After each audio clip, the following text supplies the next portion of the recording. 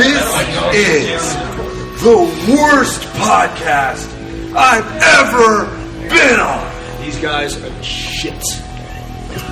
It's true. It's true. This podcast is a member of the Place to Be Nation family. Visit us at placetobenation.com, the only place to be in your pop culture world. Hard-Traveling Fanboys, Hard-Traveling Fanboys, Hard-Traveling Fanboys, Hard-Traveling Fanboys, Hard-Traveling Fanboys, Hard-Traveling Fanboys, Hard-Traveling Fanboys, Hard-Traveling Fanboys, Hard-Traveling Fanboys, Hard-Traveling Fanboys, Hard-Traveling Fanboys, Hard-Traveling Fanboys, Hard-Traveling Fanboys, Hard-Traveling Fanboys.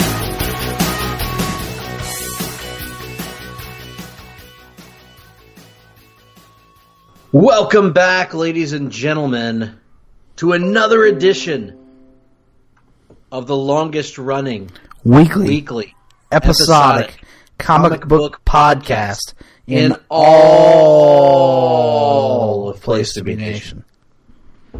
I am Greg Phillips. That other voice you heard harmonizing with me so beautifully is that of Nick Duke, and we are the Hard-Traveling Fanboys.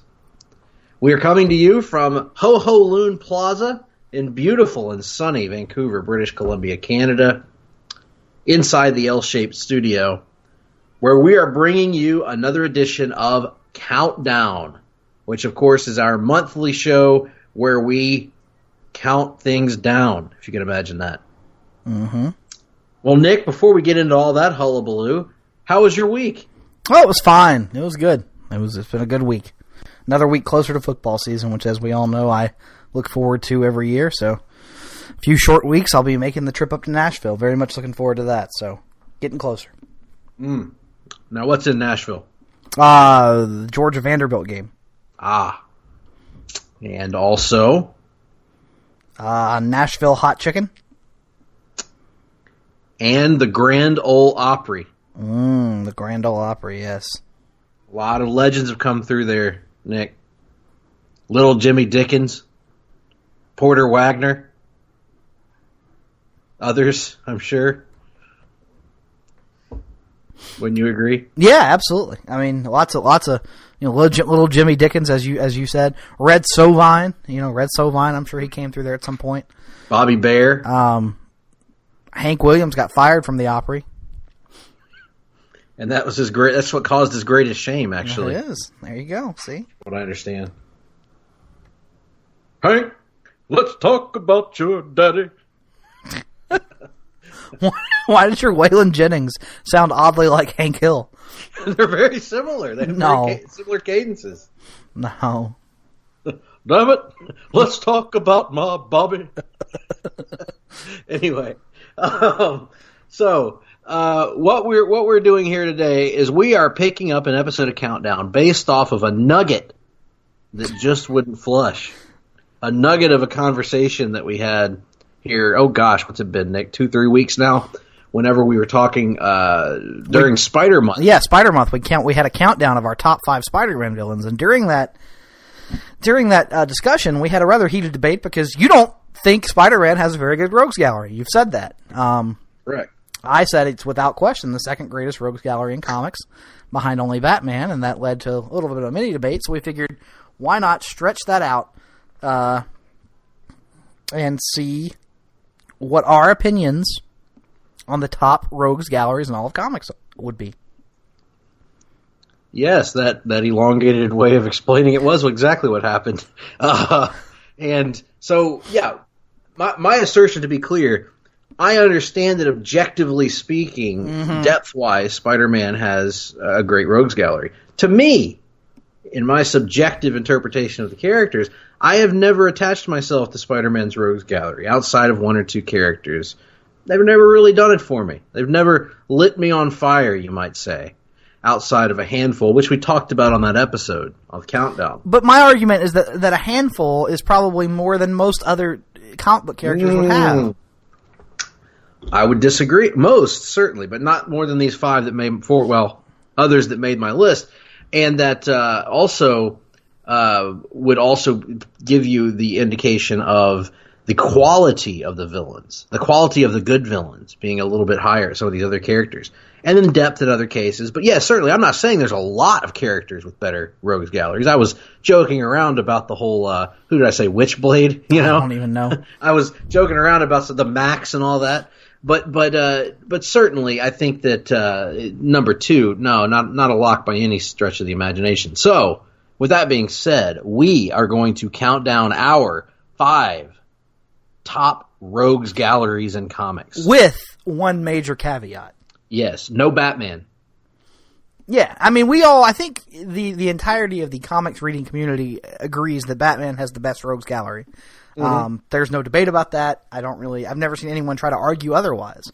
So, for the purpose of this discussion, we're excluding Batman. So, Batman is the understood number 1. If you want to look at this as our 6 through 2, you can look at it that way. But we're saying our top 5 rogues galleries, not including Batman, essentially. Correctamundo. And before we get started, I should have actually solicited this on Twitter, but then again, I'm lazy and I don't like Twitter. But if you would like to submit your list of your top 5 rogues galleries, please get those in. Send those lists to us on Twitter at gphillips8652, at nickduke87, and let us know what your top 5 rogues galleries are in comics. Also, you can join the Place to Be Nation Comics Facebook page, or you can send us an email. I really wouldn't recommend that, though. So, with all that aside, with all that hullabaloo, with all that build-up, let's get started with Nick's number 5. Oh, why do I have to start? You don't have to. I can start if you'd prefer. Yeah, why don't you start it? Since you're the one who says there's so many rogues galleries, you always better start than Spider-Man. I mean, I always no, start, you though. don't. That's you not make true. me start no. so you can get the big moment at the end. No. I'm going to start us in the most uneventful way possible, in the most boring way possible. Nick, are you ready for this? I'm ready for it. At number 5 on my rogues galleries list of comic book heroes, I had no choice. Oh my God! but to put Spider-Man. No. Okay. Are you ready? Are you ready for me to make my argument for why he deserves to make the top 5? I'm more interested in your argument for why he doesn't rank higher, but I've already made that. I feel like I've already made that argument. We can have a little bit of both. Go ahead. Why does he deserve to make the top 5, Greg? Here's why Spider-Man deserves to make the top 5. Because there aren't a lot of good rogues galleries in comics. There really are. I mean, let me talk about my selection process. Indulge me for just a moment, shall you, Nick? I don't think that's the proper use of shall. Anyway, when I was coming up with my rogues galleries here, I was thinking of any way I could possibly keep Spider-Man off my list, just to work the gimmick a little bit, as we do on occasion. Yeah, work the gimmick. I'm gonna work the gimmick, making the towns like Cowboy taught me. Yep. And I started thinking, I was like, who can I put in there? Who can I put in there? Well, there's Thor. But then I thought about it. Yeah, I wanted to. As you know, I'm a Thor homer, and I couldn't find a way myself. Yeah, so. Thor's got Loki, Thor's got Surtur, Thor's got Enchantress. Those are good villains. Malekith. The Man-Gog. Gore the God Butcher. I don't know anything about the Man-Gog. I haven't read enough Thor. But the Gore the God Butcher is kind of Thor's Doomsday, like a purely physical threat with no real character motivation. I guess you could also throw the what is that armor? The Destroyer? Destroyer armor in there as well. Yeah, I wouldn't really count that because the Destroyer is more of just a thing, that somebody else has to control. So Frost Giant certainly Frost would be Giant, in there. Laufey, yeah. So Thor probably came the closest of anyone to getting in on this 5 spot, but ultimately I thought to myself, there's just not enough depth there, and really, based on the comics that I've read, I've only really ever been drawn to Loki and Thor. Yeah, I haven't read enough Thor comics to get into these other ones. So I was thinking, who else might be in there? Well, I could get a team like the Justice League. And then I started thinking about it, and I was like, well, most of the good Justice League villains are just singles villains for other characters. Right. You think of Darkseid or whoever, you might want to throw in there. Which some would argue that Darkseid, for example, would be more of a Justice League villain than a solo villain. But I think you can go either way on that. We can have that discussion later on my list. But you have the Starro the Conqueror and people like that, but nothing. They're none that really stood out to me. The Society of Supervillains or the Injustice League. Supervillains, certainly. All those would count. Whatever, good. The Legion of Doom, whatever Doom, version of the evil team they're going with. Crime Syndicate, certainly. Syndicate, yeah. you could go with any of those. Those are legit arguments, I suppose. But I was like, I don't know. Teen Titans. Certainly, they have two very prominent villains with Deathstroke and Trigun. But unfortunately, I couldn't think of many. Brother Blood would be another one. But I couldn't think of any big ones beyond that I've encountered that were particularly great. So then I turned myself over to what Marvel teams might be out there. The Avengers.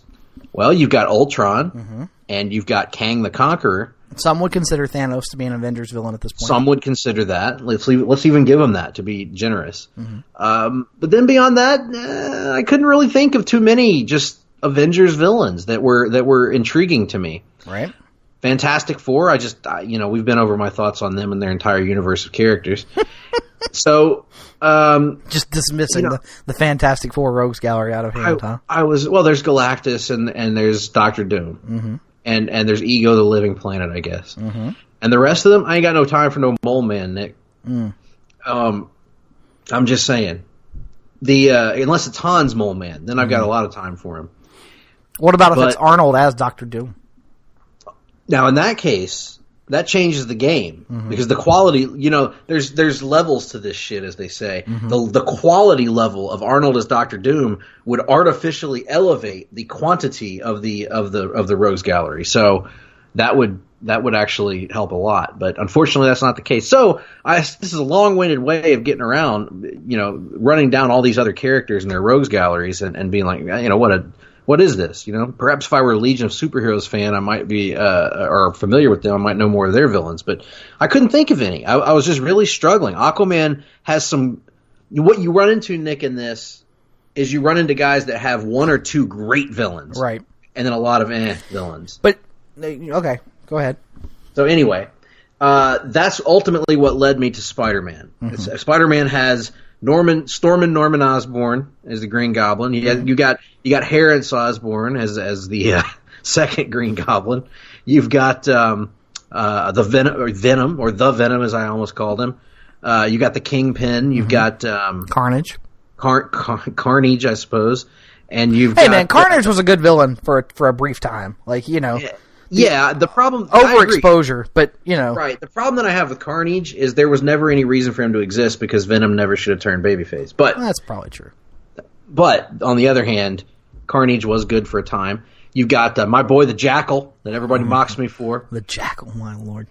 And you got a lot of villains. You got low-level guys like Rhino, Shocker, Electro, Rhino, the Lizard. Jobbers, yeah. I've never liked the Lizard. Mysterio. The Chameleon. Mysterio's okay. The Crime Master. The Rose. Kingpin's son, the Rose. Yeah. The Spot. I don't know nothing about no Spot. Hydro Man. Sandman. Yeah. You got lots. So there's a lot. Aquaman. The sheer... Cable Vision. The sheer quantity of villains for Spider-Man boisters his Rose Gallery, even if I would argue the quality for me is not that high across the board. So that's why Spider-Man makes my 5, but what keeps him from higher up on the list is, as I've mentioned, I just don't have the connection to his villains. I think Norman Osborn's played out. Now, yes, a lot of villains are played out in comics, whether they be the Joker, Lex Luthor, what have you. The difference is I don't think Norman is as compelling as those other two. He's a good character, no doubt. But I just don't know. I feel like I've seen every Norman Osborn story there is to tell. And now, clearly, you haven't seen Norman bonded with the Carnage symbiote. With Carnage, yes. What is it? Red Carnage or Red Goblin? Red Goblin, yes. Red Carnage would just be Carnage. By the way, I'm telling tales out of school here a little bit, but I got a Facebook message from Greg during San Diego Comic-Con that said, "What in the blue hell is a Red Goblin?" And I had to explain it. That is correct. That did indeed happen, and so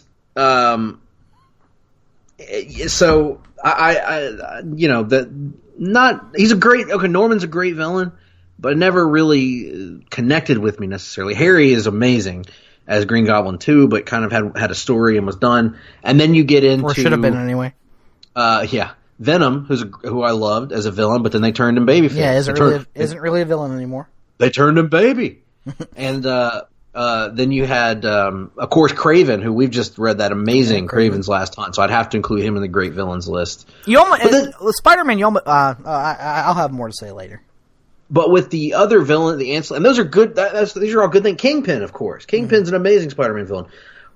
Although he's kind of been co-opted by Daredevil and the Punisher and other characters over the years. So, but then when you get to the other villains that people think of as great Spider-Man villains, Mysterio, the Lizard, Shocker and Rhino and Tombstone and people like that. Electro. They've never really done much. I like Electro from a conceptual standpoint. From a conceptual standpoint, I like Electro, like the costume, like the powers, but I don't know that I've ever read a story in which Electro particularly excited me. Nor have I read an exciting Mysterio story in the comics. Nor have I read an exciting Shocker or Rhino story in the comics. So it's like most of the versions of these characters that I like may have come from movies or TV shows or whatever. So I don't know. I've never really had that strong bond with Spidey's Rogues Gallery the way that I have with some of these other characters. And admittedly, part of that owes to my connection with the other heroes that are on this list, because I'm not the biggest Spider-Man fan in the world, but I like Spider-Man. He's never been my favorite hero at any point in my life. So that's ultimately why I can't have Spider-Man any higher than 5 on my Rogues Gallery's list, Nick. Yeah, so, I mean, I can understand that. I don't agree with it, but I will address that down the road. Moving on to my number 5, and just kind of touching on what you touched on, how I formulated my list. First of all, the first thing a character had to have was at least one what I would consider undisputably A-list villain. And unfortunately, that cuts a lot of characters out. Like Green Arrow, as you know, is a favorite character of mine. I don't think he has an undisputably A-list villain.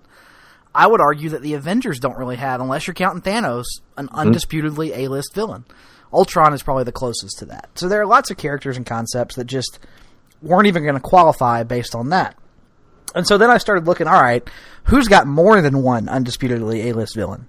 And that was kind of started to form the bones of my list. And then from there, I was kind of going for depth after that, where if you have one or two heavy hitters and then, at least some other quality bit players, I can probably find a spot for you on my list. So Johnny Depp. Here we go, Greg. Are you ready for my number 5? I don't think I am ready for this, given the warning you gave me earlier in the day. I have a thought on what you're going to go with, but let's see. At number 5, I'm going with the Fantastic Four. Satan's Revenge. That was actually the worst of the two options that I had in my mind. What was your other option? I thought you were going to pick Preacher as a Rogues Gallery. That's a really good idea. Damn it, why did I do that? I was thinking Hair Star. Odin Kincannon, the Messiah. What was his name? The All-Father? The All-Father. Oh, Jesus Decide. God. Oh, man, that's good shit. That's such good shit, pal. No, I went with the Fantastic Four, and so by the criteria I laid out a minute ago, I think the Fantastic Four are one of the few that have two undisputedly A-list villains. One, of course, being Dr. Doom, arguably the biggest character left out there for the MCU to still introduce. A character that hasn't really been done right in movies to date, and yet a character with tons of potential. Cannot wait to see how they handle him going forward in the films, and a character who has decades of great stories in the comics, to include most recently, one of my favorite stories from a few years ago, Secret Wars, the 2015 edition of Secret Wars. So Dr. Doom is great, A-list, undisputedly. Galactus, I'm going to count him as a Fantastic Four villain. I know some people would probably argue more of an Avengers villain. I think his most notable appearances from his early days are typically in Fantastic Four pages, and I think definitely a Fantastic Four villain for the record. So Fantastic Four, Galactus, just a great, massive threat. One of those threats in comics that makes you go, "Oh man, how in the hell can they beat this guy?" But then the thing people don't realize, I guess, until you go back and read some of that early Fantastic Four, is kind of and I'm not saying these guys are like, these are not first-round draft picks of villains, but there are some pretty decent villains in here. Don't forget the Skrulls got their start as Fantastic Four villains. Namor the Submariner made his reintroduction into the Marvel Universe, and for many years in the Silver Age of Marvel, was a Fantastic Four villain first and foremost. The Puppet Master, kind of a cheesy villain, I'll grant you, but one of the things I love about villains often are their ties to our heroes, and him being, I believe, the stepfather of the Thing's beloved Alicia Masters adds a whole other dimension to that. You go further down the list, you get into stuff like the Super Skrull, the Molecule Man, and Moleculo. the Frightful Four, who independently are kind of cheesy characters, but you put them together, and it's that nice, like, mirror image analog kind of thing. And let's not forget, Greg, you also have the Hate Monger. How can we forget the Hate Monger when we're talking about any collection of great villains? I mean, the Hate Monger really started it all for mongers in the MCU, or in the Marvel Universe. But even then, you keep going down the list. I mean, Ronan the Accuser got to start in the pages of Fantastic Four. Annihilus got to start in the pages of Fantastic Four. Both characters who have kind of expanded out in the Marvel Universe, but got their start challenging the first family of Marvel. And so, to me, when I started running down the list, I was like, man, this is... I guess I had forgotten just how deep it was. Kang the Conqueror first made his appearance in the Fantastic Four. And they were on the cusp. They were at number 5. And then what put it over the top was I stopped and I started thinking about it. Okay, what about my beloved Ultimate Universe? And one of the greatest Fantastic Four-related ideas that has ever existed, or to my mind will ever exist, is a ultimate exclusive Fantastic Four villain in the form of the Maker, the evil version of Reed Richards, who has turned on his adopted family and become one of the biggest villains in the Ultimate Universe, so much so that he was one of the characters who survived Secret Wars and is now a full-time featured character in the main 616 Marvel Universe. So... I was going to say, I think you could make a compelling argument that the greatest Fantastic Four villain is Reed Richards. Well, I'll leave it up to you and Russell to troll our good friend Mike on Twitter. I have no interest in doing so. I have no real issue with Reed Richards. He's fine in my Marvel Age reading. Is he the best of the Fantastic Four? No, but he's not that offensive to this point. I'm sure he gets much more boring as we go forward. But yeah, Fantastic Four, surprising even myself. So there it is, Fantastic Four at 5. Oh, well, fair enough. But do you want me to offer my rebuttal? Sure. My only rebuttal would be that the Fantastic Four are boring garbage, and they wear off on their villains. I disagree. Dr. Doom is a case where he's still a compelling character, and he's been weighed down by your logic. He's been weighed down by 50 years of suck. What is Dr. Doom's isn't his gimmick that he's just jealous of Reed Richards? That's his deal. That's jealous. Part of it. That is one of his driving factors. There's also some people will go with the tragic mother storyline where he was seeking simply to bring his mother back, and that kind of led to this downward spiral of his facial injuries and him getting kicked out of school, and then his single-minded belief that he knows what's best for the world if only people would listen to him. Right. So he's Reed Richards, just an inverse. Which makes an argument for Reed Richards as the greatest Fantastic Four villain. But no, Dr. Doom's a good. No one will argue against that. He's a good character. Galactus, I think, is a great character. The argument can be made that he's not even a villain, even though he is clearly a villain. But the argument can be made that when at his most fundamental, he is just seeking to be. He is not seeking to destroy for destruction's sake, like so many of these corny comic book villains. But then, you get beyond that, and then you get in the Skrulls. I guess you could count them as Fantastic Four villains, and they're fine. Where do you go from there? Who else did you name, Nick? Give me some names here. Oh, the Puppet Master. No, nothing. Nothing. Not even the fact. I got nothing. The puppet. If you're going to use the Puppet Master for the Fantastic Four, I should get to use the Toy Man for Superman. Good Lord. Anyway. Toy Man's way better than Puppet Master. Annihilus, Ronan the Accuser. Nothing about Annihilus, really. Ronan the Accuser, I only know from the movie. So. That's true. The Frightful Four, the Super Skrull, Kang the Conqueror, the Maker. Yeah, that's fine. Kang, I think Kang is an Avengers villain. Maybe I'm wrong on that, but I feel like Kang is an Avengers villain. But nonetheless, I can't buy an argument on these guys. But it's your opinion. That's perfectly your right to have. I'm just so anti Fantastic Four that it's hard for me to. I cannot wait. I hope we are still doing this podcast when inevitably the MCU Fantastic Four movie comes out and it's good. I can't wait. It's going to be awesome. What do you want me to say? I don't want you to say anything. I'm just saying that day will be a wonderful day. I expect that it will be awesome because of the MCU. I mean, but hell, the MCU made me care about tons of characters. I never liked Captain America until the MCU, and then I've gone back and now can retroactively appreciate Captain America in a way that I couldn't pre-MCU. That's all I'm saying is you'll be able to retroactively appreciate the Fantastic Four. You yourself used to be quite the Captain America trash talker at one time. That's true. And I would argue I still haven't read very many good stories of his in the comics, but that's neither here nor there. People can listen to those stories in the Marvel Age podcast, which we have universally panned almost. Well, anyway, moving on. Perhaps it'll turn around soon. At number 4, I'm going to move on from one of my least favorite comic book character concepts in the Fantastic Four at Nick's 5 to probably my favorite collection of comic book characters. Because my number 4 selection on Rogues Gallery is Green Lantern. So I wrote a little list here of Green Lantern villains that I could come up with. Yes. And we're going to run through these. Yes. So Green Lantern, when I say Green Lantern, I am cheating a little bit with this because I'm not just counting Hal Jordan. I'm also counting John Stewart, Guy Gardner, Kyle Rayner. Yeah. And they're assorted. Right. They're assorted villains. But certainly for the most part it's Hal Jordan villains. But there are some others thrown in there.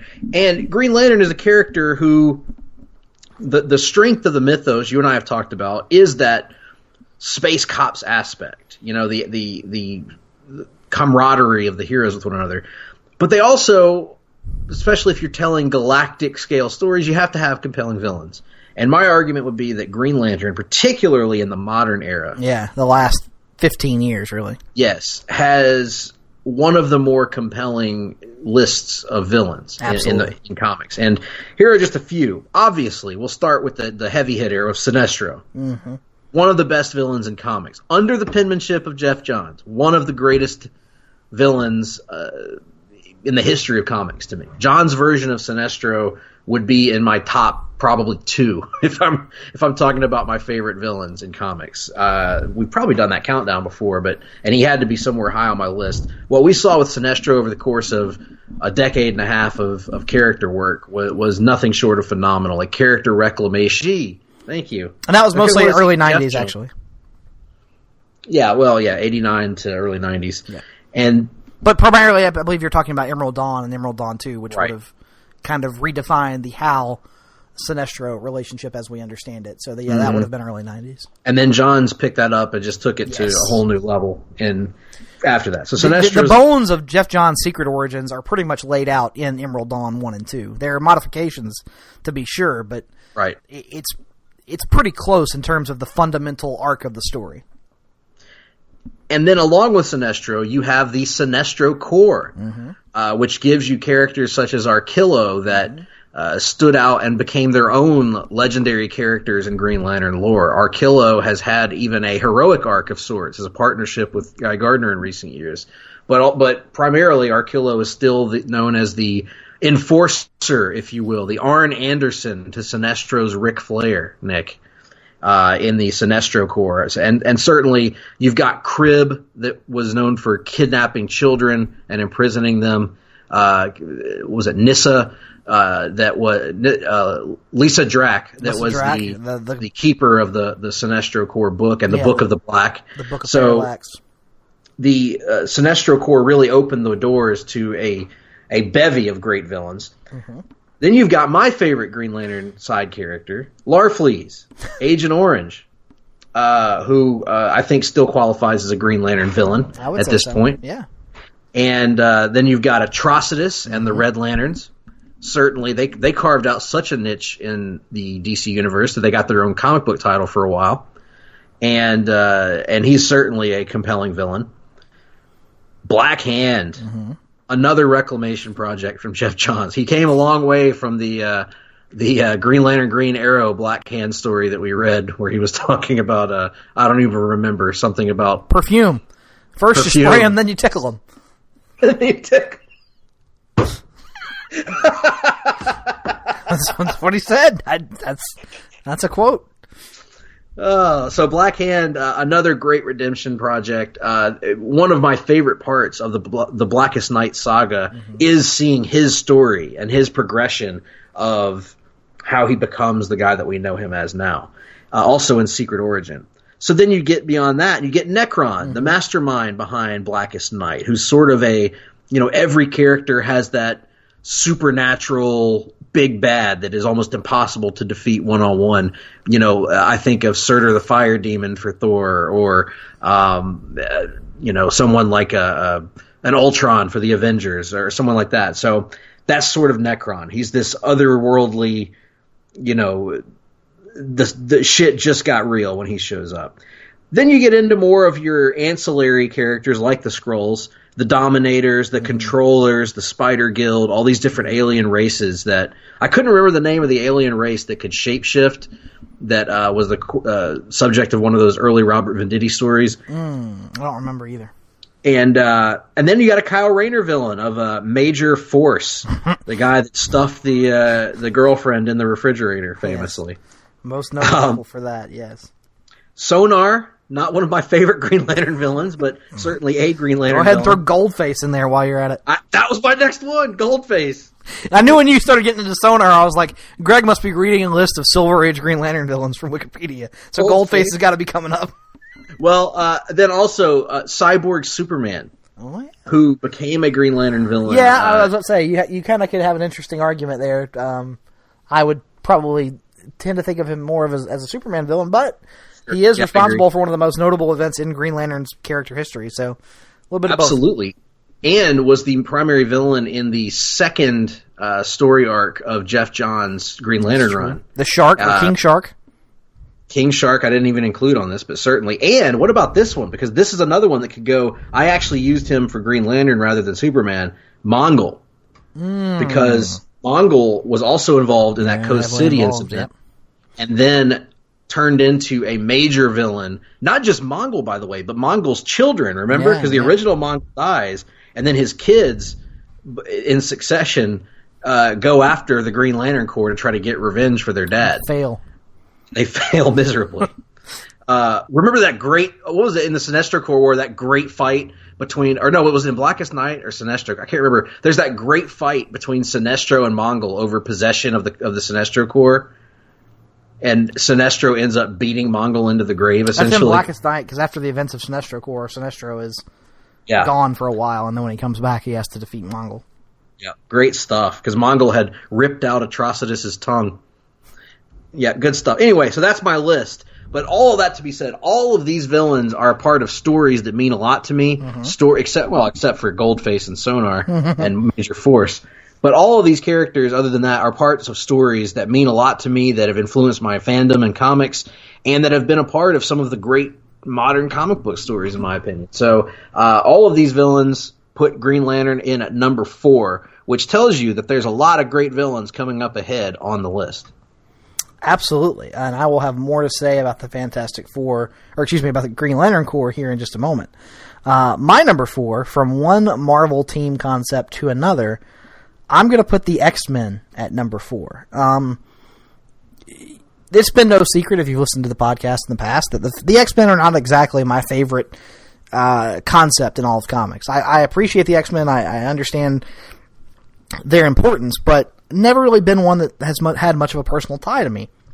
That being said, even from afar, difficult not to appreciate the depth of the Rogues Gallery. Obviously, you start with the biggest of them all, and that being Magneto, arguably one of, if not the most compelling villain in terms of backstory in all of Marvel Comics. What with the story of being, if you're going with the interpretation of being a Holocaust survivor who experienced one form of prejudice only early in life, only to now be confronted with another, and him be motivated by this desire to never have that visited upon a group of people he cares about ever again.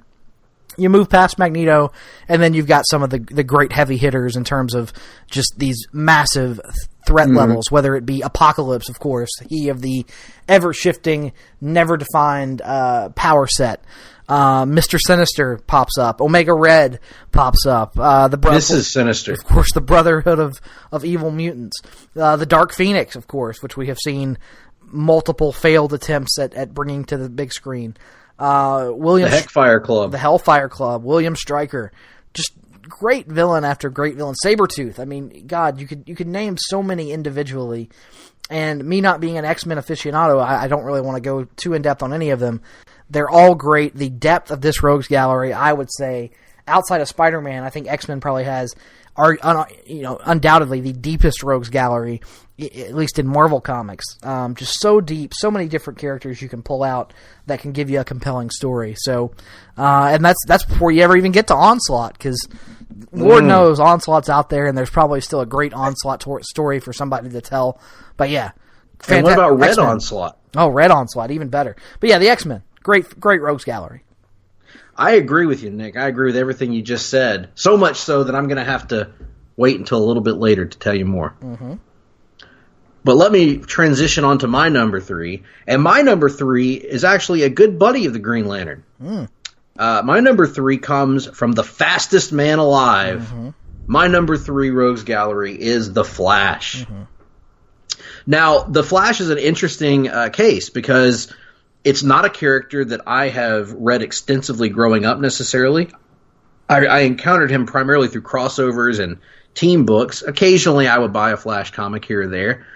But I really came to love The Flash with, again, stop me if you've heard this before, Jeff Johns writing Wally West and then later Barry Allen. And, of course, the TV show. So a lot of these characters, I know, they're maybe the versions that I know the best are from the TV show or maybe even from animated series.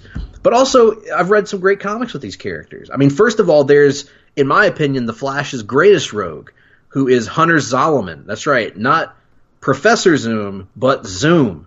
Hunter Zolomon. I think he's one of the best characters in comics, period. Hero, villain, whatever. He is incredibly compelling.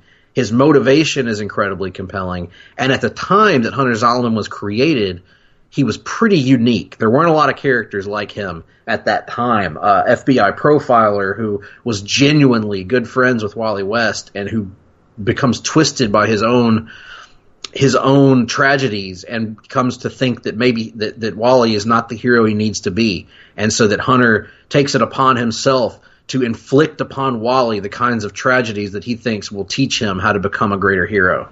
An incredible character. And then you've got Barry's greatest nemesis, Professor Zoom, the Reverse Flash, Eobard Thawne, whatever you want to call him. He's got 1,000 names, but he is no less an incredible villain. He's the man responsible in the modern era for the death of Barry's mother, the framing of Barry's father. He has come back repeatedly over the years to tarnish Barry's reputation during the Mark Waid years, to haunt Barry from beyond the grave, to come back from death multiple times, to frame Barry for the murder of his wife. Just all kinds of terrible things that he's done to Barry over the years, and sort of the archetype for that inverted version of the hero approach to making villains. And arguably that's never been done better, you could argue, than with the Reverse Flash. Then you've got Captain Cold, another character who was a modern Jeff Johns reclamation project early in his Flash run in about 2000, actually. And Captain Cold now is one of the preeminent DC villains. He's almost been an anti-hero at times. He's the villain with a moral code. You talked a little bit about Magneto a minute ago. Captain Cold is a little bit of that for the Flash, that villain that you can kind of sympathize with. The villain who, yeah, he's a bad guy. Yeah, he'll rob and steal and plunder, but he's only going to go so far. He does have a line that he will not cross, and he will hold others accountable to that line as well. So Captain Cold is certainly a compelling villain. Then there's his partner in crime, Heatwave, and all the other rogues, Heatwave, Mirror Master, the Trickster, these characters that all have, Weather Wizard, that all have gimmicks, but they all have different gimmicks that make them stand out from the crowd. Probably you could fairly compare them to the Shockers and Rhinos of the world, but in some ways I feel like they're more compelling because Rhino's a big guy in a suit that hits people hard. Shocker has gauntlets that shock people, obviously. Tombstone's a big tough guy that's hard to kill. But, with Mirror Master, he literally has an entire mini-universe unto himself when he jumps into this mirror dimension. Weather Wizard, of course, controls the weather like Storm. Heat Wave is the inverse of Captain Cold. So it creates a lot of visually interesting things to see on the page. And then you go beyond that and you dig into someone like Gorilla Grodd, who is another one of the most famous DC villains. And you could argue is a Justice League villain, but I counted him as a Flash villain first and foremost. That's who he's most commonly been in opposition to. Even someone like Vandal Savage, who has popped up many times to battle the Flash over the years. In fact, the post-crisis Wally West, his first major fight is against Vandal Savage. So I think all in all, when you look at the depth across his rogue gallery, the Flash certainly has earned his spot at number 3. And probably, to be completely fair, he has got the Rose Gallery that probably compares best with Spider-Man's in terms of there's a lot of similarities and overlaps in the way that their villain tiers are structured. So, but yeah, the Flash is my number 3, Nick. Interesting. As you know, I'm not as high on the Flash Rogues Gallery as you are, but that's fine. That's to each their own. Moving on to my number 3, I'm going to go with one you've already mentioned earlier, and that, of course, is Green Lantern. And it's you acknowledge this a bit as well. Hard to separate the personal bias towards the character and the stories and the personal attachment we have from this discussion about their Rogues Gallery. You mentioned so many of them that were expertly called out. Sinestro, of course, arguably the most relatable and sympathetic, or I don't know about sympathetic, but at least understandably relatable villain in DC Comics today. Great work from Jeff Johns in reclaiming that character. Some other ones you failed to mention. Krona would be a big one. Oh yeah, who is the out Mad there. Guardian. Is a great character. And then I'm going to make the argument that the biggest one, and ultimately the biggest villain in the entire Jeff Johns run, the Guardians of the Universe themselves. Always an idea that was kind of teased and hemmed and hawed over through decades of Green Lantern comics, but nobody ever really went all in on it the way Jeff Johns did, and really called out the Guardians for not realizing that lacking emotion and divorcing yourself from emotion divorces you from what makes you alive, which is ultimately at the point of that entire Green Lantern story, I think, is embracing the emotion, both good and bad, learning how to control it and overcome it. So great depth in the Green Lantern's Rogues Gallery, and arguably the best example of improving and overhauling a Rogues Gallery in modern history over the last, as we've said, 15 years. And it shows it can be done. Even the Rogues Galleries that we dismissed at the beginning of the show, with the right creators in place, those Rogues Galleries can be redeemed. And we saw that with Green Lantern. A lot of these characters were nothing for a long time until the right people got a hold of them and turned around. And one villain neither one of us mentioned, Parallax. The Parallax entity has been a huge, consistently recurring villain character in the Green Lantern mythos. So certainly an excellent choice there, Nick, and one close to both of our hearts. And one that's close to my heart is one that you have also already mentioned. At number 2 on my list, I have Marvel's Merry Band of Mutants, the X-Men. You already went over a lot of what I was going to talk about this Rogues Gallery. One of the frustrations that we talked about during X Month that I had with many of the X-Men movies is they were so fixated on Magneto at times that I felt like they didn't really serve the depth of rogues that you have in the X-Men universe, which is nothing to say negative about Magneto. Magneto is clearly their best villain. He's amazing. Deep, relatable, consistently evolving over time and devolving and then evolving again. And just an incredible character, the Joker of Marvel Comics, in my opinion.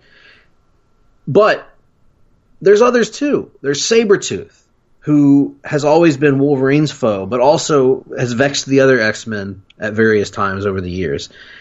You've got Juggernaut, who is probably the best villain of his archetype that there's been. That big, bruising, brute character. Big, dumb jock, basically, that inherits these powers of the Crimson Gem of Sidorak. and has been a problem for his stepbrother Charles, who he bullied since he was a kid, ever since. And always provides entertaining stories. You've got characters like the Marauders. You've got Strife. My God, Strife. Do I need to get into Strife's backstory, Nick? Oh my, the clones. So many levels of clonedom and Summerses that you can get into to lead to the awesome peak Rob Liefeld, Jim Lee Image Guys era of Marvel with the Strife costume of metal everywhere. I love Strife. I love Apocalypse, as you mentioned, Mr. Sinister, the Sentinels, these mindless drones created by the government to oppress minorities. The government, the greatest villain other than Magneto in the Marvel in the X-Men universe is the government, the American federal government, because of their perpetual, continual attempts to silence the loud minority, to hold the X-Men down, to crush them beneath their booted heels, to put every impediment possible in the way of acceptance and tolerance and integration. So the government stands out as a villain in this situation. Mojo, my boy Mojo, a fat villain. I gotta show love for fat villains, Nick. I mentioned the Kingpin earlier for Spider-Man. Green Lantern doesn't really have any fat villains that I can think of. Oh, Hector Hammond, who we didn't mention earlier. Yeah, we left Hector Hammond off. He's not fat, but his head's fat. His head's fat, well, yeah. In this case, certainly Mojo is a fat guy, and he's got a metal chair and stuff, and flips the TVs on and off, and slobbering all over himself constantly. There's so many great characters. You get into you mentioned the Dark Phoenix, the Hellfire Club. You could just go on and on and on about all these wonderful characters. The Weapon X program with Stryker, William, and others. You've got, of course, William Stryker in the comics is a reverend, but whatever. The Weapon X program in general is certainly in this running of great villainous characters. You just go on and on and on. There's so many compelling foes for the X-Men that have cropped up over time. And even as we've made the argument with Reed Richards, as we've made the argument with the Guardians of the Universe, you can make the argument that Charles Xavier at times has been an X-Men villain. The way he has lied to and manipulated his students over the years certainly has created a lot of problems that would not have existed otherwise. So he could even be counted among this. The X-Men is such a rich tapestry of characters, and it's exciting to think about the new audiences that are going to be exposed to all of these new and exciting ideas and characters that we got to see in the comics and on cartoons when we were kids. So the X-Men, I have no reservations about putting them at number 2 on my list. I think the argument could be made for them to be number 1 on my list, but I'm going to keep them at number 2. Well said, sir. Well said. And I think I know who your number 1's going to be, and surprising perhaps you, go ahead and throw this out there. My number 2, Superman. Oh my God. Oh my pie! As you know, I'm not the biggest. I have come to appreciate Superman in recent years, but as you know, I've never been the biggest fan. I've always found the character of Clark Kent himself not to be the most compelling thing on the face of the planet, but hard to deny the strength of his rogues gallery when you consider the names I'm about to mention. And I'll just focus on 3 primarily. You can do a much better job of getting into the depth of the gallery than I can. Lex Luthor. Undoubtedly one of, if not the premier villains in all of DC Comics. Right up there alongside any of Batman's biggest hitters. Right up there with the Joker.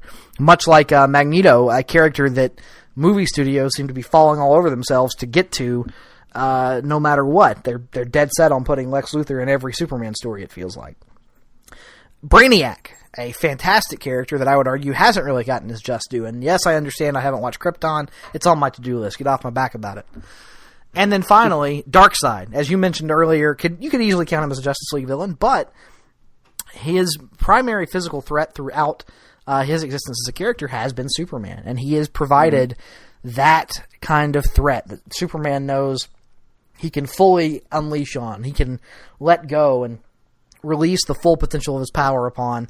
And the one who threatens him most fundamentally, because he knows that every time he faces off against Darkseid, there's a real chance he might lose, and that if he does, the fate of the entire universe could be at stake. So those are the big three. I mean, you can throw the other ones out there, such as Doomsday, obviously, such as the Parasite is a good one that I've always kind of enjoyed. Maxima, who isn't really a villain anymore, but she just wanted to. She just wanted to see what was going on. She wanted to sow her royal oats. She wanted to see what was going on under the underwear, underneath the underwear, and then the tights beneath that. So, Superman's got a great rogues gallery. To get through. Yeah, the great rogues gallery. Even if I'm still not the biggest fan of his as a character himself. So, yeah, I'm going Superman at number 2. Nick, you're a scholar and you're a gentleman, and you might even be an officer and a gentleman. I don't know. I haven't seen that movie in a while, so I'm not sure how you compare to Richard Gere. However, what I am sure of is that that's my painting. Because at my number 1, I have Superman, a.k.a. the Man of Steel, a.k.a. the Man of Tomorrow, a.k.a. Mr. Gotcho as in Gotcho Ass. That's not really one of his nicknames, sadly. But you mentioned the 3 heaviest hitters of his rogues gallery. Lex Luthor goes without saying. That's his Joker. That's his Magneto, his Sinestro. Go on and on. Amazing character. They've done a lot with him. A lot of great stories. President Lex, I'd recommend. Really good one. Currently Apex Lex? I don't know what all that's about, man. I'm way behind on all that stuff. I couldn't tell you anything about Apex Lex. I do know that the Apex Predator is Randy Orton. He's a Martian. Oh. I also know Brainiac is another great character. You mentioned the classic Jeff Johns story. Brainiac is the one to check out if you want to read a great Brainiac story. Certainly there have been dozens and dozens since the 60s and the 50s even. The other one you mentioned was Darkseid. I certainly count him as a Superman villain, even though you could make the argument for Justice League as well, or New Gods. But Darkseid, when he first appeared in the 70s, was sort of trying to he appeared in the Jimmy Olsen comics as sort of this background figure, and he was in opposition to Superman pretty much from the get-go because he viewed Superman as his number one obstacle to taking over Earth. And he viewed Earth as the natural extension of where he could go from Apocalypse to expand their empire. And time again over the decades, every time Darkseid has tried to step up and take down the heroes of Earth, it has been one guy that has constantly been in his way, and it's Superman.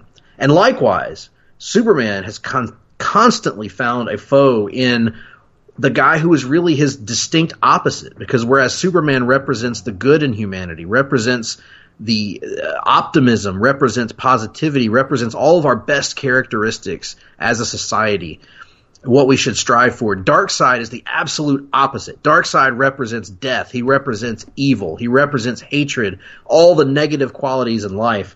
And Darkseid is essentially the king of the haters ball, Nick.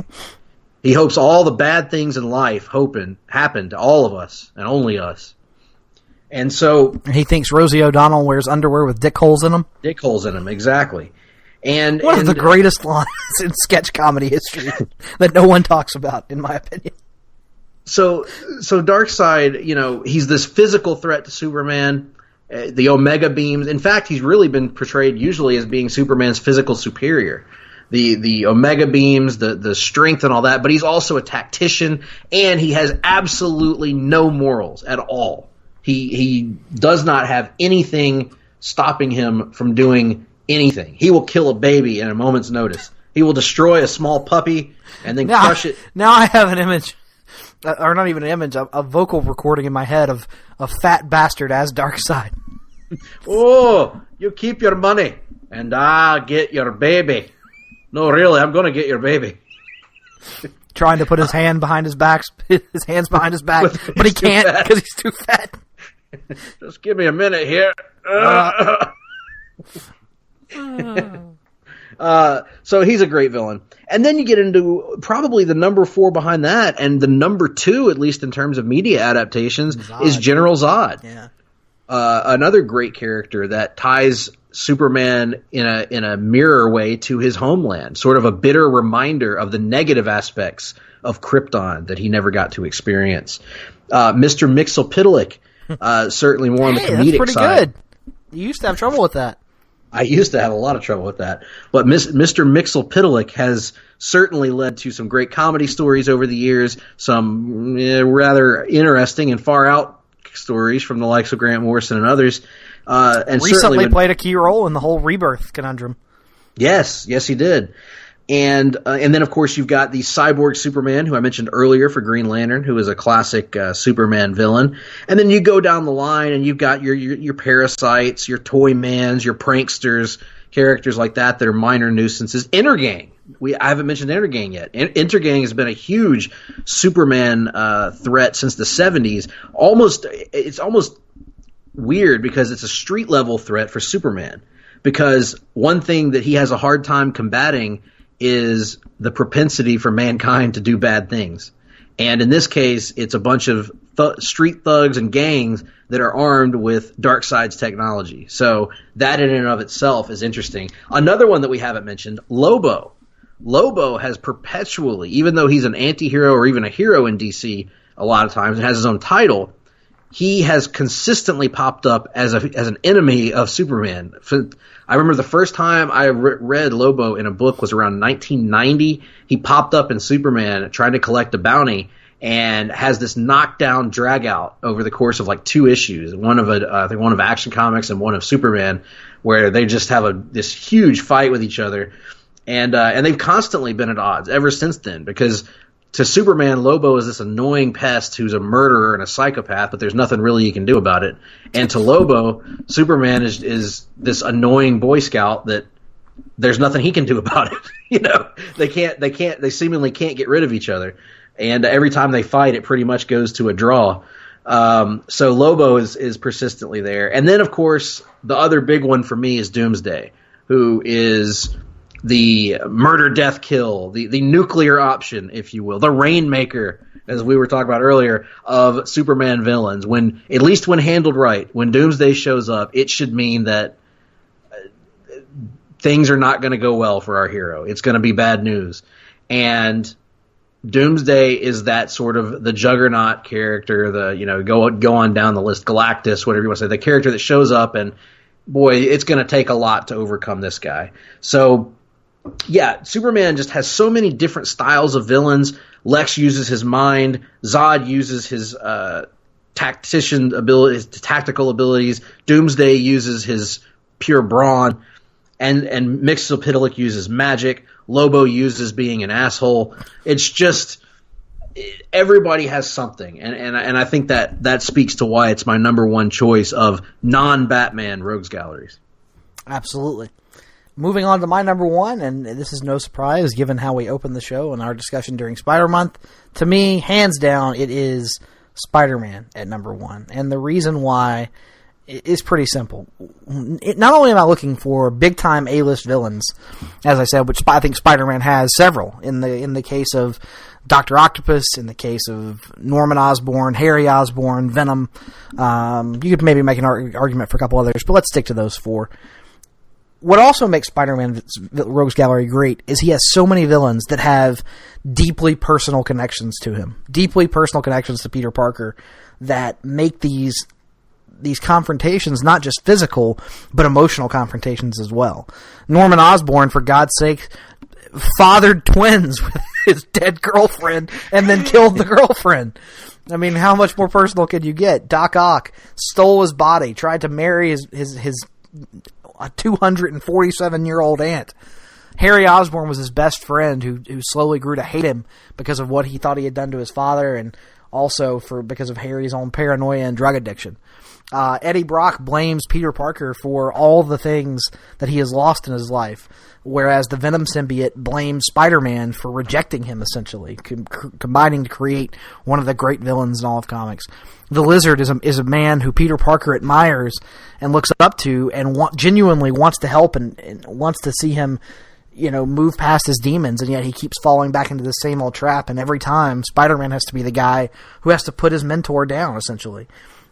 So you just have so many great characters that torture Peter emotionally, physically, and psychologically. And when you get into that, and then you combine it with the depth of this rogues gallery, as you mentioned earlier, Kraven the Hunter, Electro, Rhino, the Chameleon, the Jackal, all great concepts. And then you throw in the fact that you can take all these characters and mix and match them in any way you want to into the Sinister Six, which is one of the great villainous team-up concepts in comics. This idea of Spider-Man up against 6 of his biggest villains, and how is he going to overcome this? They've gone back to the well with it time and time again, and yet it still works in a way that, other concepts, they've tried the same thing with other characters. Like, there's not really a great example of all of Batman's villains teaming up to take him down. That great story hasn't been told. Spider-Man, you can go back to that, and it just works for whatever reason, because it's that idea of the Parker luck. And of course, it would be just his luck that all of his villains would agree to put their differences aside for the purposes of taking him down. So all those characters, Kingpin, so many others. It makes sense. It makes sense now too. Why Spider-Man's rogues stand out to you so much, because the Sinister Six sounds a lot like the Alliance to End Hulkamania, where a bunch of villains of the hero that really, in most circumstances wouldn't get along, put aside their differences for the purposes of trying to take down the hero. Yeah, and they never succeed, do they? They didn't even come close. I was about to say they came pretty, but no, they didn't. What we need to do is take Spider-Man's entire rogues gallery and lock them in a triple steel cage, and then we're going to have Spider-Man and Bonesaw McGraw go through the entire cage, taking them out as if they were just completely ineffectual. Are we gonna bring in like randomly new characters that no one's ever heard of before? One of which is really fat, and the other one of which is really tall and vaguely resembles a guy that used to be in a movie with one of the heroes. Absolutely, all these sound like great ideas. But yeah, personal connections to his villains, variety in terms of being able to form these different incarnations of the Sinister Six, and just again, what I would consider to be at least 4 big time A-list villains. The depth and the personal connections put Spider-Man over the top for me.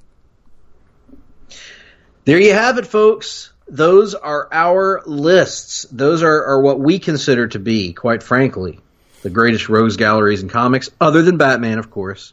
Let us know your thoughts. Who have we excluded? Who do we leave out? Who do we diss by not including on our lists? Booster Gold, does he have a great rogues gallery? Let us know.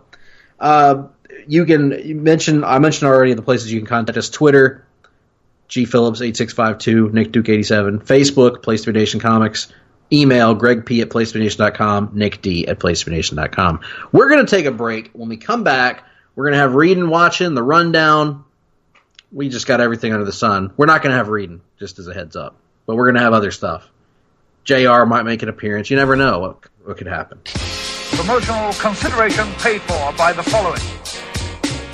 Place to Be Nations, JT Rosero and Chad Campbell here. We want to let you know that we have over 24 podcasts available on iTunes, Stitcher, Google Play, and PlaceToBeNation.com. We now offer them to you on 2 great feeds.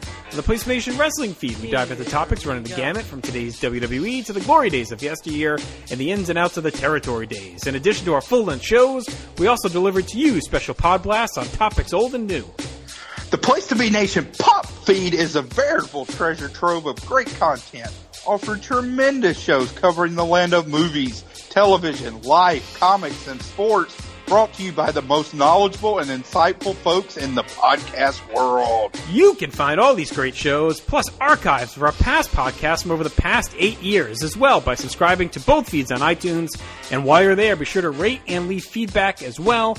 All of these shows, plus others, available on PlaceToBeNation.com, where we cover pro wrestling, sports, movies, comics, plus in-depth stretch projects, and much more. Be sure to support our site by using www.PlaceToBeNation.com/Amazon when doing your online shopping. And we want to thank our friends at Boneheads, Wing Bar, ProWrestlingOnly.com, and TheHistoryOfWrestling.com as well. Be sure to follow us on Facebook, Twitter, Instagram, and Tumblr. PlaceToBeNation.com, the only place to be in your pop culture world. We're back from a break. I'm glad that you're still listening. Oh, yeah. They're still listening, Nick. Isn't that great? They were. Now they're not now. Yes, good. All right. Well, we got a lot going on here at Place to Be Nation. On our pop feed, for instance, which you're listening to right now. we've got just a litany of items going on that you should check out if you're subscribed. And if you're not subscribed, what the hell are you thinking? Hit that subscribe button and find all these great shows. First of all, Todd Weber has brought back Weber Has Issues. All right. I thought I was. Oh, and actually, Nick, you're supposed to be doing this part, so you go ahead. Take up the rest of it for me. Yeah, and while you're, leave us a rating, a review, and a comment. Always is nice. Comments are always good on our podcast. We like those 5-star ratings, folks. Yep. Todd Weber brings back Weber Has Issues in a new podcast talking about 3 Marvel books and how accessible they are to comic fans. This time around, it's Marvel's Epilogue by Kurt Busiek and Alex Ross. History of the Marvel Universe #1 from Mark Waid and Javier Rodriguez, and the much-hyped House of X #1 by Jonathan Hickman and Pepe Larraz. Jenny and Tim flipped the script on this edition of Talkin' Pop by welcoming multi-show host and multi-talented Andy Atherton for a journey that touches on Andy's ventures as a podcaster, producer, screenwriter, bartender, DJ, and choreographer. Hard-Traveling Fanboys, that's us. We did that Jonah Hex show. Go check it out. Pop goes the movies when Andy and J.R. Cineo D'Amato get together to discuss the latest major summer movie release, Once Upon a Time in Hollywood, in a spoiler-filled review. And, of course, on a new Sunday Groove, David talks his current favorite songs, the new movie Yesterday, and the Beatles. Steve and Kelly are back with a new Songs with Friends, diving into Tom Petty's You Don't Know How It Feels and LL Cool J's Hey Lover. The greatest song of the 80s tournament continues. There will be 6 polls a day posted for round 1. You can get in on the action on Facebook by searching PTBN's greatest song of the 80s tournament and liking the page. Be sure to weigh in. Greg, it's your turn now. Hey, Nick. Yes? Do you think that George Strait's The Chair has a chance at winning the tournament? It would have to be nominated, would it not? Yes. Oh, yes, that's right. I forgot. We only had like 4 country songs out of 200. And they all got beat. And they all got beaten because Place to Be Nation caters to a Northeastern audience. We'll vote for 27 Billy Joel songs, but not country. Oh, it's accurate. It is. We are being discriminated against, like Mohammed Hassan, for different reasons. All right. Over on the wrestling feed, PTBN Wrestling, which you should also hit the subscribe button on, Ben Zanny welcomes indie wrestler Jaden Newman to row 1, seat 1. No Holds Barred is back. Aaron and JT return with a GWWE PPV/TV match ever focused episode. In the latest episode of the PTB podcast, JT, Scott, and John D'Amato break down Survivor Series from 1989. That was a great show that included it was a show, and it included the likes of Zeus and others, I believe, if I'm not mistaken. Maybe I am mistaken. In any event, don't miss the pilot episode of a new ECW-focused podcast titled PTBN Extreme 3-Way Dance, where hosts JT Rosero, Jennifer Smith, and John D'Amato review the concept of the show and what is to come. And actually, they've done a new episode, a true first episode since then, focusing on the night the line was crossed. What was the night the line was crossed with you, Nick? Oh, God. I don't even know. So many times the line has been crossed with me. I can't even... There's no line anymore at this point. On PlaceToBeNation.com, PTBN's Tribute to 1994 is off and running with a brand new piece on Woodstock 1994, as well as a piece where JT looks back at Bob Backlund challenging Bret Hart for the WWF title on Superstars. Nick, how successful was Bob Backlund during that match? I don't recall. Not very. He turned heel. He was so upset at getting beat by the superior superstar. What about the later match? We're not here to talk about that later match, Nick. That wasn't the topic of discussion. That happened in November. We're not in November yet, are we? We believe in theme months here at Place to Be Nation. And we'll talk about Bret Hart getting screwed out of the title at Survivor Series 94 when we get to November. Mention Glenn's weekly. What an idiot! Glenn's weekly walk. It's been mentioned.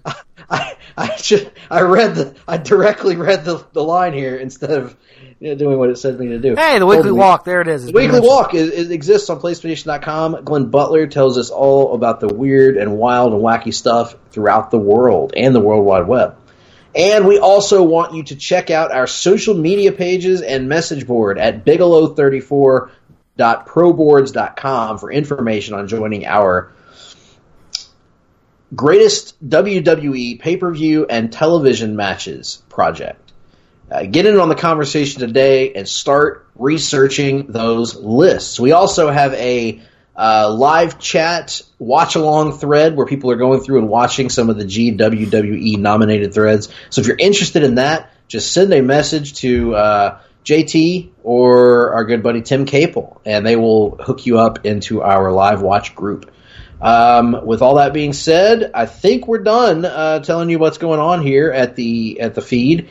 And with that being said, we're going to move on to our weekly look at the PN news and notes in the world of comics, a segment we like to call The Rundown. Welcome to the Rundown, where we talk some comic news. Welcome to the Rundown, where we talk about movies too. Well, Nick, not a huge week of items this week, but yet a lot of sub-items in some of our topics, yes? Yeah, so why don't you go ahead and lead it off? I think the primary source of news on the television front, as it's been for some time now here on the show, is the impending Crisis on Infinite Earths on the CW coming up this fall. That's correct, and a lot of news items came out this week. Well, you could argue, actually, which of these was the biggest story. I have a pretty strong feeling about which one of those is the biggest, but I'll let you pick which one to lead with. I think the one that's gotten the most buzz is the fact that for the first time ever, the greatest Batman voice actor of all time, Kevin Conroy. This is amazing. Is going to be able to play Bruce Wayne in live action. That's right. In the Crisis on Infinite Earths crossover, Kevin Conroy will be playing an older version of Bruce Wayne, presumably from the future. And whether this is the Batman Beyond Bruce Wayne, the Kingdom Come Bruce Wayne, we don't know yet, but we do know that for the first time ever, the voice of Batman from our childhoods, the man who many say is still the definitive version of Batman in their minds, is going to have a chance to play that character for us all to see. What an awesome bit of news, Nick. This is really incredible. Some are already theorizing he could be playing the version of Bruce Wayne from a Batman Beyond-like future. Some are theorizing he could be the older Bruce Wayne from the Kingdom Come universe, since we know that Kingdom Come is going to play a role somehow in it, with Brandon Routh playing Kingdom Come Superman. Lots of different directions they could take it. If they go the Batman Beyond route, do you think they get Will Friedle as well for a cameo? Oh, man, that would be neat, wouldn't it? Yeah. Yeah, that would be pretty crazy, actually. You know, the other possibility we haven't thought about, what if he plays Dark Knight Returns Batman? I don't know. He's kind of spindly for a Dark Knight Returns version of Batman, don't you think? True. But certainly he could play that old, grizzled, mad at the world version of Bruce. Oh, absolutely. It doesn't matter what he does. The idea of this is amazing, and I'm in favor of it. Certainly. But that's not where the big news ends. The other bit of big news is that Black Lightning, a show that I am a season behind on almost at this point, that I have to catch up with on Netflix before the new seasons begin, and a show that I enjoy. Black Lightning, after being completely separate from all the other CW DC Comics shows, will be taking part in this Crisis on Infinite Earths crossover, which means we don't know the extent of it yet, but we do know that these characters will be seen during the crossover. A good move. I mean, if you're doing Crisis on Infinite Earths, you need to have, at the very least, all your current shows involved. Not to mention the fact that they're going back and pulling shows from literally decades ago at this point. So, yeah, good move. Yeah, absolutely. It just makes sense. Much like Lita's DVD back in the day, it just feels right. And the news doesn't stop there, Nick, because we got even more news coming, which is that the Arrow episode of the crossover, Arrow's entry in the Crisis crossover, which will be episode 8 of season 8 of Arrow, will be co-written by Mark Guggenheim, who's the Arrow executive producer, and the writer of the original Crisis on Infinite Earths comic book. Ricky Watson just exploded somewhere. Marv Wolfman. Ricky is ready to roll on this one. He's been Ricky rolled with Marv Wolfman announcement. But Marv Wolfman, the man that is halfway responsible for that, the classic of all classics and crossover stories, is going to get a chance to pen an episode of Arrow. This is really cool in all seriousness, Nick. Yeah, it really is. Kind of a smart move. I mean, we've often wondered why comic book creators don't get more input when it comes to adaptations of their properties, and this is arguably one of the most difficult properties to adapt, so it makes sense that they would call in the master of the source material. The master of the source material! Mm-hmm. I can't do it. Yeah, fantastic stuff there. And, unfortunately, when you get good stuff, sometimes bad stuff happens. And in this case, we know that Arrow is coming to an end, sadly. But what we didn't factor in, Nick, is that Arrow leaving does open up a spot in the lineup. We had just assumed that Batwoman was going to be filling Arrow's spot in the lineup. Mm-hmm. But not necessarily so, according to CW President Mark Pedowitz. Careful saying that name, by the way. That's a tricky one. During a Television Critics Association event, Pedowitz said that he is looking for a new show to replace the soon-to-be ending Arrow. He said he and the network don't plan on any of the other Arrowverse shows ending anytime soon. That includes Supergirl, The Flash, Legends of Tomorrow, Black Lightning, and Batwoman. They're going to be going on. He believes the universe will continue for many years, and they are looking at possible replacement series to come in and join the slate. And now let's do some fantasy booking here, Nick. What do we want to see there? What do we think could be there? I think the most obvious, the one that I think people are that if you had to bet money on it, I think we would all probably. Best guess is that it's a Star City 2040 show focusing on the future cast that has been established during this past season of Arrow's Flash Forward, and Connor Hawke and Mia Smoke, yep, and who will continue to be featured in season 8. Outside of that, it gets interesting. I think there's a possibility of Constantine going back to his own show. I think that could happen. I think. God, there are a lot of different ones. If I could pick anyone that I want to, Diggle goes and does his own Green Lantern show. I was about to say. But as we've discussed, the odds of the CW getting to do a Green Lantern show and what it would need to be, we have to admit that those odds are pretty low, right? Pretty low, yeah. So, I would be neat if they had if we could get that show on Sci-Fi or on the DC Universe app. But, yeah, absolutely. No, that's a great idea. That was what I was going to say as well. The John Diggle as a Green Lantern story would be amazing. An idea that I would float out there is a long gestating project that they've never done that's kind of been rumored for a long time, which is Booster Gold. There you go. So yeah, Booster, I think you could just have be a character on Legends rather than give him his own show. That makes perfect sense. So let me just think about some other possibilities that might be out there. Maybe The Question. Of course, you could tie that into Batwoman. The Question I would almost want to be a DC Universe show, though, because of the tone you could take with it. Good point. Something like Our Man. Remember that floated Our Man idea from years ago that never happened? That could be cool. Justice Society. Oh, now that would be great. A period piece? Yeah. Oh, my gosh. That would be fantastic, actually. But I think they're using the Justice Society for Stargirl, so... I don't know. There's so many DC characters out there that would be interesting characters to take on the small screen that we haven't seen yet. So the Spectre, my God, imagine a Spectre show done along the lines of that animated short they did. Would be amazing. So you could really get into the sort of supernatural with that. Yeah, a lot of great possibilities. I agree with you. I think the Constantine or the Star City shows are probably the most likely. But we'll see where it goes from there.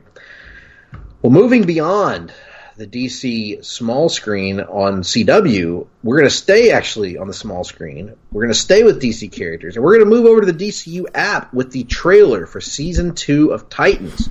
It dropped just this week, Nick. And have you had a chance to view it yet? I have, yes.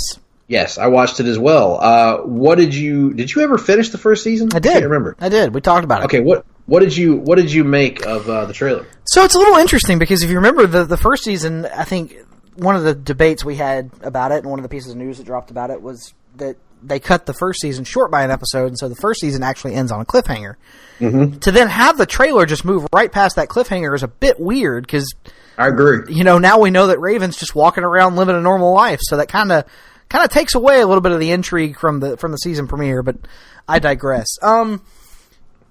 Very brief trailer. I think only like 50 seconds or something like that. But I will say I think the tone of it seems to be correcting a bit. I don't think that going ultra grimdark was the best fit for a Titans show. And this doesn't look like it's doing that. It looks like it's keeping some of the great action set pieces, but trying to lighten the character dynamics and have a little bit more snappy interplay and stuff like that. So I like the trailer. Brief, but getting past my issues with feeling like we're seeing a little too much in terms of they're Raven. blowing past the cliffhanger. I agree with that. Right. Other than that, pretty good trailer. And in this trailer, I agree with all your entire take on that. I agree with all that. But also in this brief trailer, we get glimpses of several new characters that we haven't seen yet, such as Superboy, Crypto. We get to see Alfred walking and talking with Dick Grayson, which should be a fun dynamic. I hope he plays a big factor in this season. And at the very end, we get our first glimpse at the new Deathstroke. So always fun to see Deathstroke involved in any adaptation you can find. I will say, costume-wise, not my favorite look at Deathstroke so far, but it was a little bit of a dark shot, so maybe it'll look better when we see it in the light. And it looked like it was inspired by some more of the early Deathstroke's costume designs rather than the more modern, better costume design. Correct. So we'll have to see what becomes of that. But yeah, certainly an impressive trailer in its own right. But I'm hoping that that they didn't kill the season premiere entirely with that. Right.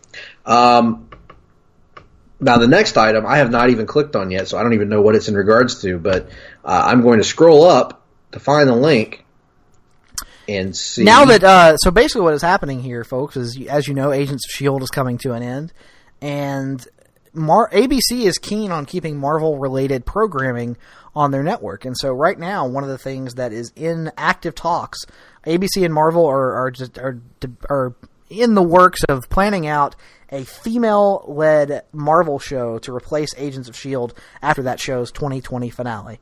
So we don't know what it would entail. ABC Entertainment President Carrie Burke said the characters would mostly be brand new, but I don't know if she means brand new as in original creations or brand new to ABC as in not spinoffs from Agents of S.H.I.E.L.D. Yeah, it would be a very curious decision to have Marvel's name attached to a show that's all about newly created characters. Right. This all comes from a Deadline report. Deadline doesn't specify what heroes ABC is centered on, but specifically mentions She-Hulk, Danielle Moonstar, and Misty Knight as possible candidates. So I don't know if the Misty Knight one is even possible, because wasn't there some sort of moratorium at the expiration of the Netflix agreement where they couldn't do anything with those characters for a certain period of time? She-Hulk has been rumored for a long time, though, and you could easily do it as a legal Ally McBeal kind of deal, I guess. Yeah, absolutely. So I guess that one makes the most sense of those options. But then again, it could be something entirely different. I think Miss Marvel, I think ABC would love to have it, but I think Marvel probably wants to save that one for the MCU. And isn't there a Miss Marvel show coming out anyway on Freeform? No, that's New Warriors with Squirrel Girl and... they're separating Squirrel Girl and I guess I was conflating them because of that cartoon that we watched. Yeah, Marvel Rising. Well, an update on a story from last week, Nick. Speaking of Marvel rising, Sony is rising with their hopes for the Venom sequel, as they have finally found their director. Andy Serkis, who we were talking about last week as being the guy that we were kind of hoping would get the gig. Andy Serkis has been circled and highlighted as the man that is likely to direct Venom. They're in talks to finalize right now, and he will be stepping into the director's chair to guide Tom Hardy and Woody Harrelson and company in the sequel. Nick, what do you make of this news? What are you hoping to see from Andy Serkis' Venom? I've not yet seen anything that Andy Serkis has directed, but nor have I. Again, as we mentioned last week, the motion capture ties makes a lot of sense, and I am pumped for some Cletus Harrelson. So bring it on. Yes, Carnage and Venom's interaction in this movie, if it's not absolutely hysterical, it'll be a miss from the studio, because it should be. But when you combine Woody Harrelson's over-the-top portrayal of Cletus Cassidy that we've already caught only a glimpse of, and what we can only imagine of just his general approach to comedies, with the approach that Tom Hardy took to the Eddie Brock and Venom characters, should be dynamite, hopefully. We'll have to see. Well, with that being said, that's the end of the rundown. Let's move on to our newest feature here on the show, Nick. I don't know if you heard the new jingle last week. It's a segment we like to call Watchin'. Watching, what you been watching? What you been watching? So, what you been watching, Nick? Nothing, just playing more Marvel Ultimate Alliance. We'll get to that in a moment. I have been watching absolutely nothing, actually, now that I think about it. No, wait. I went to the movie theater, but I did not see a comic book movie. I saw a movie that should have been a comic book movie. I saw Hobbs and Shaw, which felt like I was watching a comic book movie. Hilarious, fun, go see it. Good time with the movies. Lots of great cameos that apparently may have something to do with comic book movies. I don't know. We'll see. And other than that, no, I haven't watched any comic book material. But both of us have been doing just a little bit of playing, haven't we, Nick? Yeah, I've been playing Marvel Ultimate Alliance 3. What have you been playing? Are you still enjoying it? I am. It's very good. It's also still very difficult. I have noticed a sale that is actually still ongoing through August 20th. Oh, yeah. PlayStation Store is having a big summer sale. A lot of good deals on there. I'd recommend thumbing through it, seeing what you can find. There's some really good bargains that I've hemmed and hawed about. And I ended up getting the Marvel vs. Capcom Infinite Deluxe Edition. It was on sale for 60 or 65% off. I ended up getting it for $23. And I had played the demo of it, and typically I'm not good at fighting games, ever. Very not good at fighting games. Particularly not good at Capcom fighting games. But the story looked fun, and for that price, I decided I couldn't pass it up. I'm not going to get a chance to play Ultimate Alliance on my PlayStation, because they haven't released it for that yet. So this will have to fill my Marvel void for a while. And I have only played one match of it so far, and it was fun. I just randomly hit buttons. I don't know what I'm doing. I'm not good. But it certainly looks good, and the voices are fun. So that's all I got on that. Awesome. Glad you're enjoying it. Indeed. Well, that's the end of that. And that, gosh, I guess it's got to be about that time. Wait. Oh, God. Oh my! I'm very excited about this. I can't wait. God. What is that? Hang on. Let's see. My God, it's a giant piece of paper, Nick, with writing on it. Hang on, let's see what it says. I got my magnifying glass out.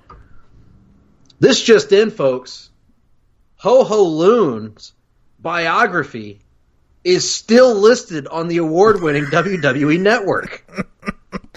Yes. Wow. Nick, this Ho-Ho Loon ticker is back and functional just like it was on day one. It's amazing.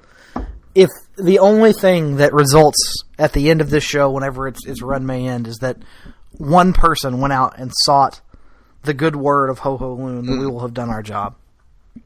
That's exactly right, Nick. And never has it been easier, by the way, for you to search and find Ho-Ho Loon. You look for his name on the network, you pull up his biography, you look at his stats, his height, his weight, and all that. Then you click on his full biography, and that really tells you all you need to know about the story of Ho Ho Lun, the story of professional wrestling itself, and most importantly, the story of the great nation of China.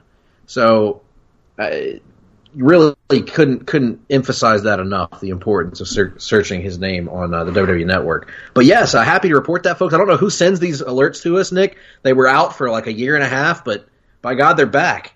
And we'll just have to see if it keeps up in future weeks. Hopefully it will. And with that being said, I'm looking at the plasma clock that has just been installed in the obscenely expensive Hard-Traveling Fanboyatron 3000. That's exactly right. And the Tron is telling me that it's time, the Wrestling Minute. Now, Nick, the G1 Climaxo is going on right now. That's sort of been foremost on our minds in our wrestling conversations, but we're also in the build-up to SummerSlam, biggest party of the summer, as I understand it. Mm-hmm. And both Raw and SmackDown, we're doing the hard sells this week. And AEW is gearing up for their television premiere. They've announced more dates, Boston and Philly. I believe Philly. And just a lot going on in the world. The NWA, just today, Nick, announced that they're coming to your neck of the woods, to Atlanta, to tape their studio wrestling show in Atlanta. I did not know that. I knew they were taping a studio wrestling show. I didn't know it was going to be in Atlanta. They're going to do a studio show in I still don't know who's a part of the NWA outside of Nick Aldis and Colt Cabana. James Storm is the only other one that I know. Okay. I'm not sure who all else is involved. But what's on your mind in the wrestling world right now, Nick? Oh, the G1 for sure. I think Raw and SmackDown have both been better, but the build to SummerSlam, for the most part, I think it's lacked a little. I don't know what. I think the Brock Seth build's been real good, and I think the Trish and Charlotte thing is interesting, but for the most part, a lot of the matches here don't really feel like they have a lot of heat behind them. Bayley and Ember doesn't really make a whole lot of sense for me as a match.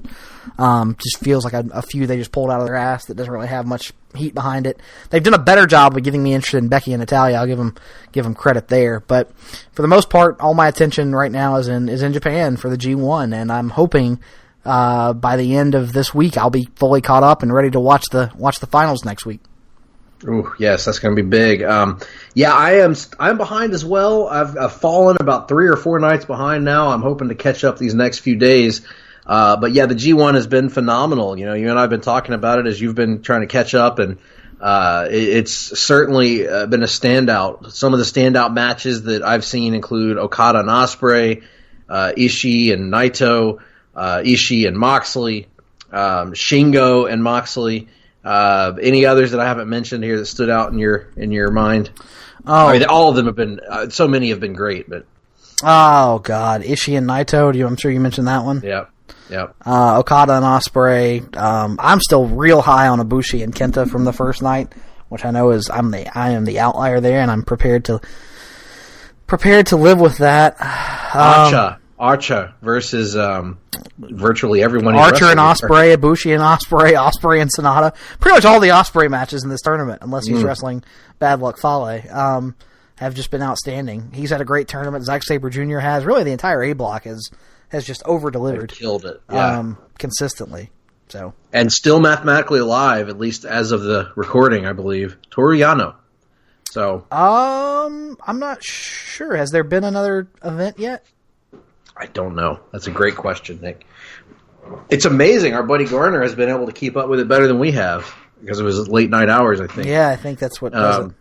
But yes, we'll have to catch up so we can all discuss. And then other than that, I would say SummerSlam. As of this recording, we know now the match that will decide A Block on A Block's final night, and I think here in just a couple hours we're going to get the penultimate night of B Block, which should provide some clarity, because as of right now, with only 2 nights left in B Block, 7 of the 10 competitors are still mathematically alive. We're probably going to have a very eccentric last night for B Block, where a lot of guys will still be in play. Right. Hopefully. And it'll all depend on various results and tiebreakers and whatnot.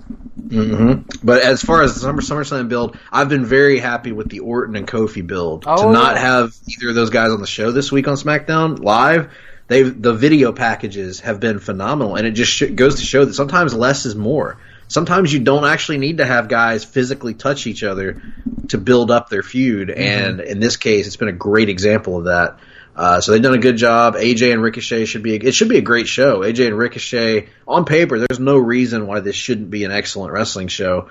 But it's going to be interesting. And count me among the few, seemingly, that is excited for Goldberg to come back and squash Dolph Ziggler. Because I've been wanting to see Dolph take a spear for many years now. As we discussed earlier offline, I want it to be the most cartoonish spear I've ever seen. I want his boots to literally fly off. I want him to fly over the top rope and do like 4 somersaults. I hope that Dolph right now is studying tapes of competitors such as Kiwi and Christian in terms of how to get your body sawed in half by a man's shoulder. Absolutely. So, yes, good stuff all around in the world of wrestling. It's an exciting time to be a fan, as we've talked about many times here. Well, that's about it for that. And, Nick, I have to say that's probably going to be it for us tonight, right? No, actually, as you know, Greg, we're going to end the show as we've been doing for some time with a little musical performance from WWE Hall of Famer Jim Ross. And tonight, Jim is here to sing you a very special song about one of his favorite pastimes, actually. So, Jim, why don't you just go ahead and take it away? Well, thank you there, Nick. Listen to the show again, and I like what you're doing. I like what you're talking about here. And I want to tell you about some changes that have been going on in my life since I have encountered a certain product. Now, this product is known as Blue Chew. You familiar with this, Nick? I've heard of it, yes. Now, Blue Chew, just cutting out the bullshit, Blue Chew will make you hard. It will cause the blood to flow from your heart or from wherever it begins in your body all the way down to your crotch region. It will then cause your male appendage to extend itself and become rigid. And with this, you might find yourself having some lady attention or male attention, whatever you're looking for. Folks, Blue Chew will get the job done. Now that reminds me of a song, a tune that I've been singing to myself a lot lately, Nick. I think you'll know the tune very, very well. I love myself. I want you to love me. When I feel down, I want you above me. I search myself. I want you to find me. I forget myself. I want you to remind me. Now, I don't want anybody else. When I think about you, I touch myself. Oh, yeah, I don't want anybody else. Oh, no, oh, no, oh, no. You are the one who makes me come a-running. You're the sun who makes me shine. When you're around, I'm always laughing. I want to make you mine. I close my eyes and see you before me. Think I would die if you were to ignore me. A few could see just how much I adore you. I would get down on my hands and knees and I would do anything for you. And why, you might ask me? Well, I don't want anybody else. When I think about you, Austin, I touch myself. I'll be honest with myself. I don't want anybody else's ass. Oh no. Oh no. Oh no. Go, man, go. There's an instrumental interlude. Just let it breathe for a minute. I'm working a body part, telling a story, allowing the instruments to do the job for me. Working smarter, not harder. I love myself, and I want you, Stone Cold Steve Austin, to love me. When I feel down, I want you hovering above me with your golden knee braces. I search myself, and I want you to find me. I forget myself, and I want you to remind me of just who the man is. I don't want anybody else's ass. When I think about your ass, I touch myself. No, I don't want anybody else. For God's sake, I told you a million times. Oh, no. No, I want you. I want your ass. I don't want anybody else. When I think about you, I touch myself. Ha, ha, ha,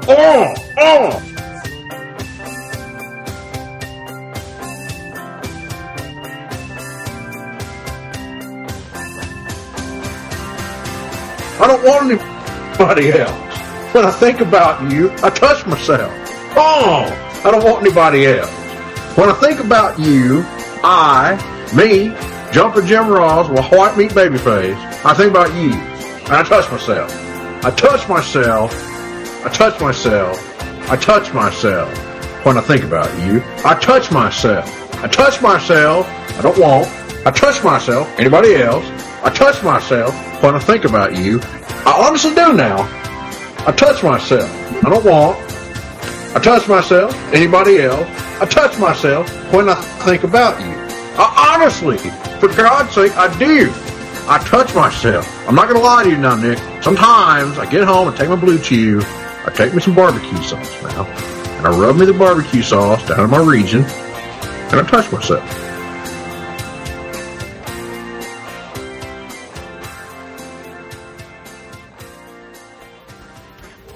Hard-Traveling Fanboys. Hard-Traveling Fanboys. Hard-Traveling Fanboys. Hard-Traveling Fanboys. Hard-Traveling Fanboys. Hard-Traveling Fanboys. Hard-Traveling Fanboys. Hard-Traveling Fanboys. Hard-Traveling Fanboys. Hard-Traveling Fanboys.